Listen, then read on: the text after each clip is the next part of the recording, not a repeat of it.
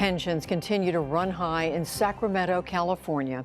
Today, almost 2 weeks after city police killed a young African-American man during an investigation into local vandalism. Stephon Clark was shot dead in the backyard of a family member's home. His funeral was this afternoon. Yamis Alcindor has our report. You thought I was worth saving. Gospel music echoed and tears flowed as family and friends gathered at Stephon Clark's funeral to say a final goodbye. I always come down to bug him and be like, what do you want to be when you grow up? He told me, only thing he ever wanted to be is a great dad. Delivering his eulogy alongside Clark's brother, Reverend Al Sharpton pushed back against the White House's claim that the shooting is, quote, a local matter. No, this is not a local matter. They've been killing young black men all over the country. And we are here to say that we're going to stand with Stephon Clark and the leaders of his family. It's time for us to go down and stop this madness. Stephon Clark's confrontation with police came on March 18th. Male subject that broke some car windows. He's now hiding in the backyard of this address. After reports of a man in a hoodie vandalizing cars, a police helicopter with an infrared camera spotted the 22-year-old. Two officers, one white, one black, confronted Clark outside his grandparents' home. Their body camera footage showed them cornering Clark and shouting that he had a gun. All told, they fired 20 shots. But Clark had been holding a cell phone, not a gun. The killing quickly sparked unrest that at times has brought parts of Sacramento to a near standstill.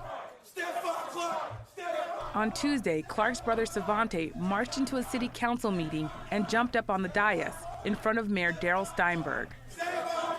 The chief of police got my brother killed. He doesn't care. He shows no emotion at all. Yesterday, Savante Clark issued an apology to the mayor. Later at the funeral, he was visibly distraught. I am. There have also been angry demonstrations preventing fans from entering Sacramento Kings basketball games. In turn, the players on Sunday wore warm-up t-shirts with slogans that said, "Accountability, we are one," and hashtag Stephon Clark. Meanwhile, Police Chief Daniel Hahn announced California's Attorney General will oversee the investigation into the shooting. Our city is at a critical point right now, and I believe this will help build faith and confidence in the investigation from our community. Sworn in last August, Hahn is Sacramento's first black police chief. He took over as the city adopted major reforms after the 2016 police killing of Joseph Mann, a mentally ill black man. Clark's death has reignited the national debate on race and policing and follows other recent high-profile cases. They include the deaths of Eric Garner in New York, Michael Brown in Ferguson, Missouri, Tamir Rice in Cleveland, and Samuel DuBose in Cincinnati. In each case, police were either not charged or charges were dropped. This week, the state of Louisiana also announced it will not charge two white officers in the shooting death of Alton Sterling. He died in a struggle outside a Baton Rouge convenience store in 2016. Back in Sacramento, there have been appeals for calm, but officials are bracing for new protests. For the PBS NewsHour, I'm Yamis Alcindor. For more on all this, I am joined by Benjamin Crump, the attorney for Stephon Clark's family. Thanks for joining me. At Stephon Clark's funeral today, his brother seemed visibly shaken. Talk to me a little bit about this family's grief and the grief of so many families that you've represented. Well, yeah, I mean, it's very, very emotional, as you would imagine, having to bury a loved one, a brother, a son, a grandson, a father, who was killed in the backyard of the house that they all grew up in. It's just so emotional, especially for his grandmother, who her bedroom is less than 5 feet away from where her grandson was executed. So they're dealing with emotions and grieving in their own unique ways. And the city released video that we just showed of Stephon Clark's last moments. There are some who have watched that video and said he should have surrendered to police and followed their instructions. What do you make of people who ask those questions, and what do you see from a legal perspective when you watch that video? Well, when I watch the video, I see, number one, that Stephon Clark had no weapon, he had no gun, He was no threat to the police. He was running from the police. The police gave him no warning. They gave him no identification of who they were. And they also gave him no humanity after they executed him. I mean, they shot him 20 times. And when you think about that, they could have done so many things differently that was within their policy than to use the most lethal use of force possible, an execution.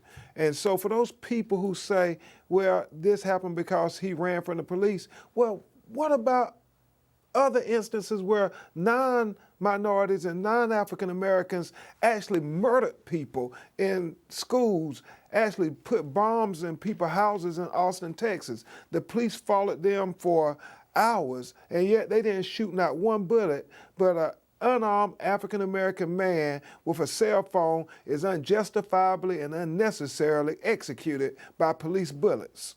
Now, this killing has ignited kind of a new national conversation about this. White House Press Secretary Sarah Sanders was asked about this. She said Stephon Clark's shooting death was a local matter and that such incidents should be handled by local authorities. What do you think of her comments? I think they're very problematic and troubling. We need our leaders to see young African Americans, especially young African American men, as part of the American fabric.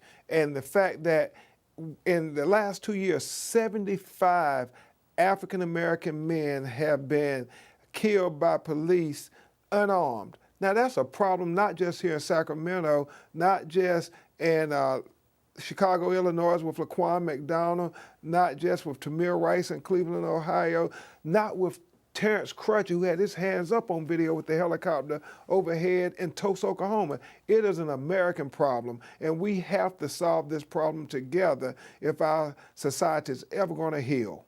And you mentioned several different cities where incidents have happened. In Sacramento, they've released the video pretty quickly after Stephon Clark died. The mayor there has also said that he's going to look at policing practices and look at police training. The investigation is still ongoing, but has the city of Sacramento's actions at all started to address the Clark family's concerns? Well, yes and no. They are very happy that the police tried to be transparent somewhat by releasing the video. However, you must remember the day after his execution, they put out a narrative that we believe was false that says Stephon Clark had a gun. That's why they had to execute him in the manner they did. Then they walked that back, and then the next day they said that Stephon Clark had a toolbar or a crowbar, and that's why they had to execute him. And then they walked that back, and then finally they came clean and said he had no weapon at all. All he had was a cell phone. Well, thank you so much for joining me. We're definitely going to be following this case closely, and I appreciate you coming on tonight. Thank you, Yamiche.